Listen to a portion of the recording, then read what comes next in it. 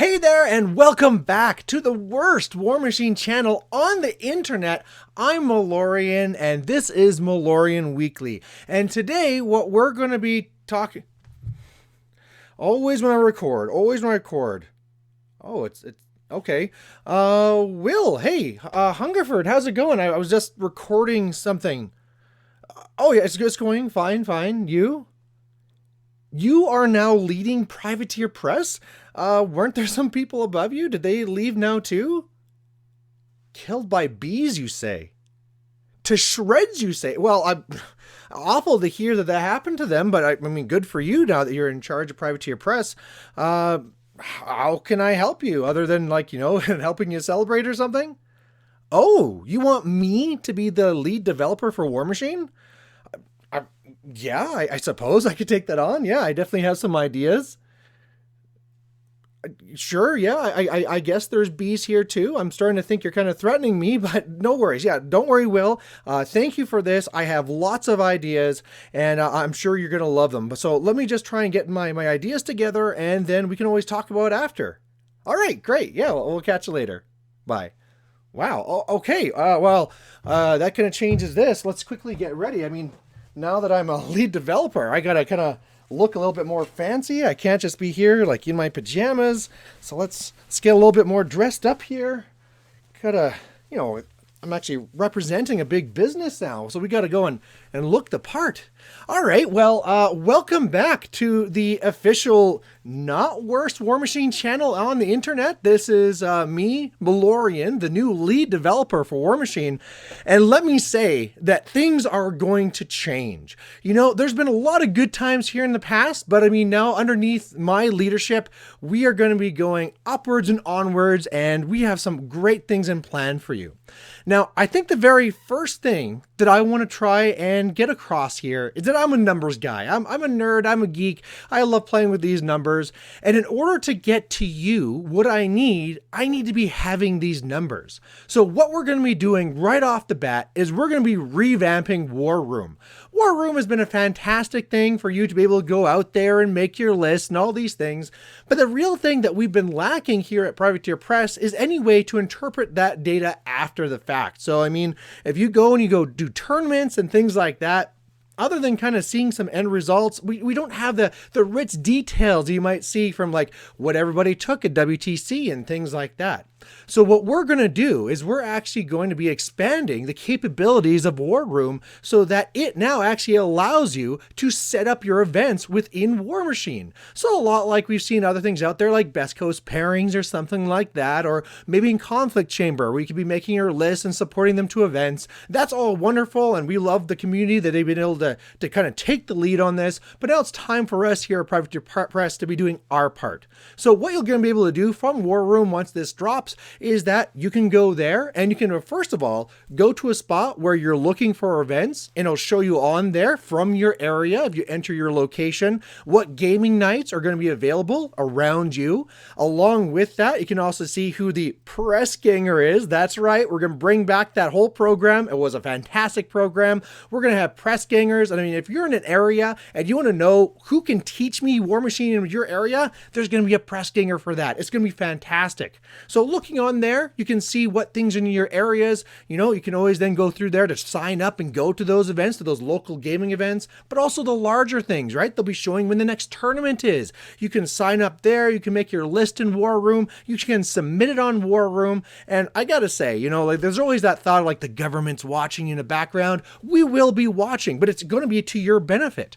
Since now this is through our tool, we are going to be having the ability to be seeing what lists are people making. You know how you go there on a weekend and you're making your whatever list just because it's janky or fun? We want to be knowing all the lists that people are making just to see what they're liking. They do this in a lot of other games, and it's time to do that here too. On top of that, when we see what people are taking, well, now from this, we want to see what they're taking to tournaments. We want to see what's winning tournaments. We want to be seeing what's beating what. And so we want to make sure that all this functionality is worked into our tool. So this is going to be coming out. Look forward for that. That's going to be fantastic. Now, what are we going to be doing with this data? What are we actually doing with this? Well, the first thing we're going to be doing is using this data in order to be really leading our dynamic updates in the future. So for example, we are going to be doing this twice per year. This is going to be coming out on January 1st and also on July 1st. And what happens during these times is based on the data that we're looking at and seeing what's being taken, what's not being taken, what's winning, what's not winning. What we're going to use that information to make changes to the models. Now, when I say changes to the models, it's not going to be like, oh, I'm going to go and change this rule and I'm going to go and give them this rule. No, it's not going to be anything like that. It's only going to be based on the points of the actual model. You know, we kind of have something there we can balance. Let's just use it. So what we'll be doing then is looking across all of our models, we're going to see what are the top 10% overachievers and what are the bottom 10%, underachievers. And what we'll do from that is anything that's being taken lots, is winning lots, it's going to go up 1 point. Anything that's losing a lot, not being taken a lot, it's going to go down 1 point. And just from that, that's going to really help balance these things. All these things that we would love to go and do a CID process for, we don't need to. We can now be using your actual input and use of this actual game to be making these changes. And, it turns out that some of these models, like, I got this nice little Signar chain attack gun shooting thing. I never take it because it's garbage. But you know what? If it was like 1 point, yeah, throw it in there. Once people start taking things, it might be being used and then the points will go back up, but you can see where this is going to balance. Now, this is a problem because if things are going to be going up and down in points, there's some things where that won't really make sense. Maybe people are taking things for free, like through requisition points, and then that kind of skews the numbers. And it's important to understand that about data. So understanding that, what we're going to do, requisition points, they're gone. They're not going to be a thing anymore. There's going to be themes, and these themes will be giving you advantages. Don't worry, all this will be updated when we send out things like the new war room, but just know that requisition points is no longer going to be a thing. That's going to be kind of disappearing. Now, along while we're talking about these things and changes and updates, I'd also like to say that a big thing that we're going to be changing is the way that we're actually going to be doing our tournament cycles. Now, there's been a lot of emphasis on things like 75-point games, and we've always been trying to find a way that we can actually be encouraging people to be playing other point sizes. So what we're going to be doing now to lead to the final Iron Gauntlet to see who the top people are going to be competing in Warmachine for that big invite at the end of the year is that there's going to be a top 10 in 3 different point levels. There's going to be IG points that you can get for 75-point events, for 50-point events, and for 25. And so then whether it's, a brawl machine or something else like that, you can be going to those events as long as it's a certain size that can earn you IG points. Of course, like before, these events have to be registered and blah, blah, blah, blah, blah. But the main thing is that you are now going to be trying to get yourself ranked in 3 different point sizes. And then using a combination of those points will be determining who actually gets to the final IG invite at the very end of the day. When we get to that, what it's going to be though at that point there too, is that it's going to be multiple different point sizes going across. When you play your game, it's going to be a best of 3 and you're going to be playing at each one of those point sizes. So when you go to round 1, you're going to learn it's this person versus this person. They're going to play first a 25, then a 50. And if there's still not a clear winner, then they'll be doing a 75. It's going to be fantastic. It's going to be very interesting to see what people take. You're going to love it. Now, as far as looking ahead and knowing what people want to actually be playing and doing in this game, we want to start giving a little bit more direction to this. So what we're going to be doing is we're going to be now moving our keynote where we're going to be going and giving you this update of what's actually happening to November. And that's going to be really important because you're going to want to know what's coming up for the next year. We're going to let you know what the next big campaign is. Every single year, it's going to have its own new theme, its own new story, its own new campaign, and we'll be giving spoils about that when we get to our keynote. Now, that's going to lead to something which is going to be our new starter boxes. Every year being released in December, perfect for Christmas time, is going to be the brand new 2-player starter set. This is going to be a small, roughly 25 points, somewhere between 15 and 25 points list on either side, probably further down to like the 15-point level. And what this box will then contain is what either those players will need for that, and included in that will be new sculpts. That's right, we're going to be doing new sculpts, so that whereas we're going to be taking the emphasis away from always trying to be making new models all the time, and a new emphasis on making the models we love looking even better. So that's going to be part of it, but those starter boxes are also going to be dealing with that new theme. So if it's going to be Signar versus Scorn, or whatever the new direction is going to be in the story of Immorin, that's going to be reflected in that box.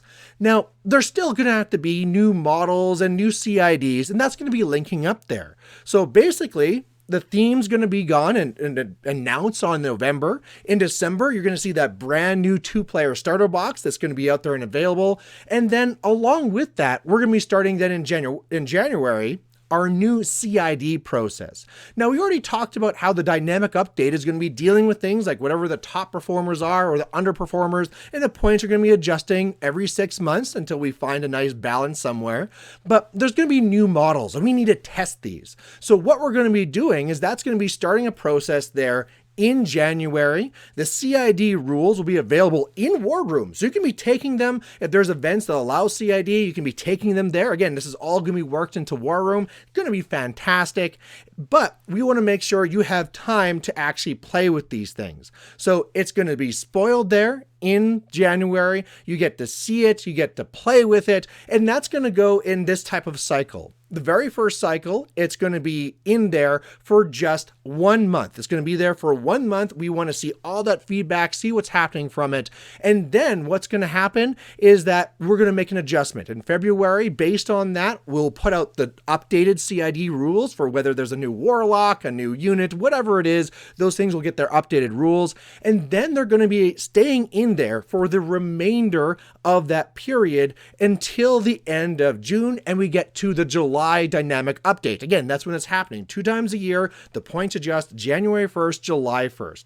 And along with that then, whatever those CID things we did, we can see all the input that we got over those 5 months after that first initial change. And then boom, now that's official. When you look on that in July 1st, it's no longer the CID option and the regular option. It's now that finalized final option ready for you to go. So whether your gaming group likes doing CID or not, whether your tournaments are going to be CID or not, those options will be there. And again, because now we can see this information directly, it's not just word of mouth like, this is so good. Oh, no, you got to nerf this. We can see it. We can see the data. We know what people are building. We know what people are using. We know what's actually winning. So we're just going to really empower us to make your game better. Now, depending on how the year goes, we'll probably also have a second CID then starting. And this is also going to be linking in with this. Remember, this is a year-long story. And so we're going to have that first release. And normally the CID will be things like when the new campaign starts, these are the initial people that are needing to be there for that campaign. And I want you to really think about that word campaign. When it comes to the second part of the year, there might be some new characters. As you go through the story, not everyone's introduced in chapter 1, so now maybe some new characters come out. Along with this whole story, this campaign that's happening every single year, there is going to be a community-led world campaign where we're going to be putting out a new scenario that's going to be leading us through the story of this campaign every single month. And then based on your feedback, there will be changes. So we're going to be planning these things out for half a year at a time, but seeing of how who's winning and who's losing in the campaign in the first 6 months, that's going to be determining where we're going with the story for the next 6 months. Depending on how that even goes, that might change what the new campaign's going to be for the next year. Maybe we see like, oh wow, even though this is a campaign that's Signar versus Scorn, there's a lot of people coming in here and playing with Troll Bloods and just kicking butt. You know what? Maybe Troll Bloods are now in Imran, like rising up and trying to really show their strength. You know what? Next year, that's going to be worked into our story. So the feedback of what you're playing and what you're loving is going to be going into the story. And I think from all these changes that we're going to be seeing between the way that we're going to better manage the way that the points are adjusted based on your feedback, having a tool that actually lets you look for local games with the press ganger, signing up for tournaments, we get those results. We're using that for CIDs. We have new starter sets. We are going out there and making sure there's a story and a better CID process for the whole year. Man, it's just going to be fantastic. And I look forward to your opinions and feedbacks. And I mean, going along with that, you know what's free? Doing internet things like this. And I want to be talking to you. So every single week, me and my other designers are, whatever ones are available, are going to be just doing a live stream. And we're going to talk about how things are going with the current campaign, how people are putting in their feedback for the CID, and just really talking to you and making sure that we're understanding your concerns, you're understanding the direction we're trying to go. Because, hey, you know, me and going on to the internet and saying record and doing things live, it literally is free. So why are we not doing this type thing? So there you go. I think you're going to love it. And sorry, I just got another call here. Oh, it's Will again. Yeah, Hungerford, how's it going? Yeah, I just laid it all out there. I think everyone's really excited. And what do you mean I'm fired? Well, okay, sure, yeah. In the back, you know, I've always been doing those memes and saying bad things about privateer press, but, you know, I got us here. Now everything's going to... Oh, okay. Yeah, I totally get it. This was you never intended to actually hire me? This has been a joke the whole time? Is that actually Pagani laughing in the back? Okay, bye. Well, so much for that. It looks like it was all just a joke. I will not be the lead developer for Warmachine. I not working for Privateer Press. I guess I can hope that they listen to some of my feedback and maybe go this way or that, or... Thanks for watching. Bye.